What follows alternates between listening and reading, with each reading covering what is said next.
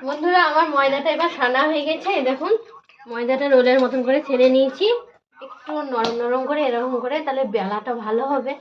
এই দেখুন এটাকে গোল করে নিয়েছি, এবার আমি এগ রোলের মতন করে বেলে নেব। পরোটাটা বেলা হয়ে গেছে, এবার আমি চাটুলো দিয়ে দিয়েছি। এই দেখুন পরোটাটা এখন হচ্ছে, তেল দিয়ে দিয়েছি, তার উপর পরোটাটা দিয়ে দিচ্ছি। দেখুন দেখুন বন্ধুরা, এই দেখুন কি সুন্দর, দেখুন এখানে হয়ে গেছে, দেখুন ভাজা ভাজা চারিধার কি সুন্দর হয়েছে। আপনারা ভিডিওটা দেখতে থাকুন আমি কিভাবে রোলটা করছি। এরকম করে করবেন, দেখবেন খুব ভালো লাগবে খেতে। আপনারা করে দেখবেন, খুব সুন্দর। এবার এই সোয়াবিনগুলো আমি ভেজে নেব। এখানে সোয়াবিন ভিজিয়ে রেখেছিলাম, সোয়াবিন, কাঁচা লঙ্কা, পেঁয়াজ, টমেটো, এগুলো একটু ভেজে নেব।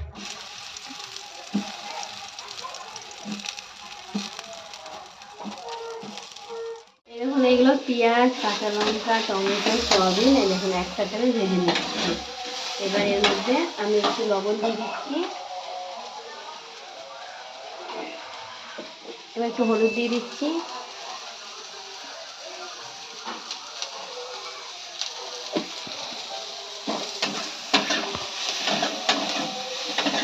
এবার একটু গরম মশলা দিয়ে নামিয়ে দেবো সোয়াবিনটা।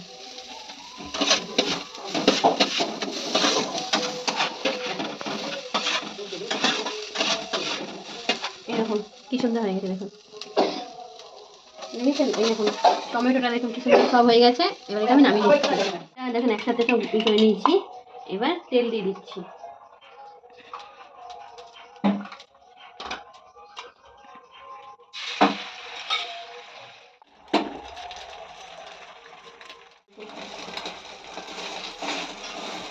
ভালো এই দেখুন হয়ে গেছে, এবার আমি নামিয়ে নিচ্ছি এগরোলটাই। দেখুন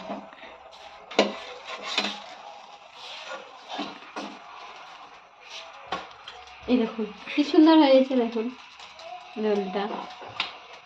এবার আমি রোলটাই করে নিচ্ছি। এই দেখুন সোয়াবিনের এটা দিয়ে দিলাম,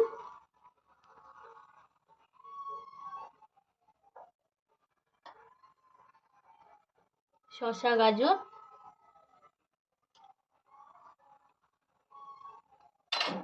এই দেখুন পেঁয়াজ কুচি, আর এখানে আছে লঙ্কা। অল্প করে লঙ্কা দিলাম, কেননা যদি ঝাল লাগে, ছোট খাওয়ার তো তখন সবাই তো ঝাল খায় না। সসটা দিয়ে দিলাম।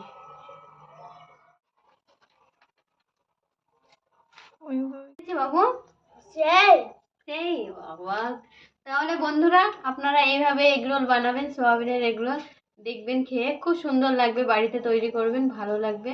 আর আপনাদের আমার ভিডিওটা যদি ভালো লাগে, লাইক সাবস্ক্রাইব করে আমার চ্যানেলটাকে শেয়ার করবেন অবশ্যই। নমস্কার বন্ধুরা, বাই।